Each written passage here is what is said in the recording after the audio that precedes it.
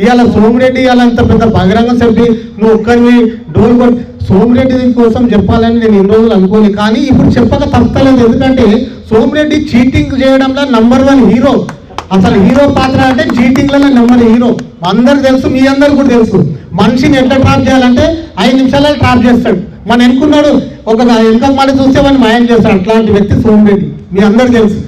కాకపోతే మనం ఏమంటున్నామంటే మీరు బాగా ఆలోచన చేయండి. ఇప్పుడు సోమిరెడ్డి గారికి పాపం పదవి పోయి 1 సంవత్సరం అయినట్టు పాపం నిద్ర పడతలేదు.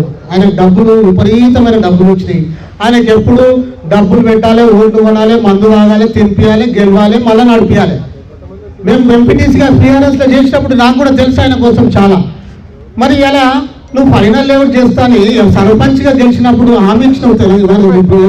45 రోజులలో లేకపోతే ఆడ మీటింగ్ పెట్టి నన్ను రాళ్లతోడు కేసీఆర్ కూడా అంటుండే రాళ్లతోడు కొట్టుండే అది కొట్టుండే. ఈయన కూడా బాగా నేర్చుకున్నాడు. రాళ్లతోడు కొట్టుండే అని చెప్తుండే. ఎక్కడ పోయిందని నాకు ఫైనల్ లేఅవుట్. ఈ ఫైనల్ లేఅవుట్ పేరు మీద 5-6 ఎలక్షన్లు కొట్లాడేది ఎంఐజీనా. ఫైనల్ లేఅవుట్ ఆశ మీద పాపం ఎంఐజీ కాలనీ వాసులు హరీష్ రావుతో కూడా స్వయాన ఇక్కడ స్పీచ్ బహిరంగ సభ పెట్టి నువ్వు చెప్పించినావు. నువ్వు ఒక్క రోజున ఫైనల్ లేఅవుట్ కోసం ఆశించినవా? ప్రయత్నం చేసినావు. ఎందుకు రాలేదు ఫైనల్ లేఅవుట్ మాకు తెలుసు. నువ్వు నీ హాయంలో 10 సంవత్సరాల సొసైటీ నుంచి కనీసం ఎన్ని ప్లాట్లు చేసినావో మాకు తెలుసు. ఇవాళ నువ్వు ప్లాట్లు అభిప్రాయం వల్లనే ఇవాళ ఫైనల్ లేఅవుట్ రాలేదు. ప్రభుత్వం దగ్గరికి పోతే ఏమంటారు? అవునా మీ ప్లాట్లు ఇవన్నీ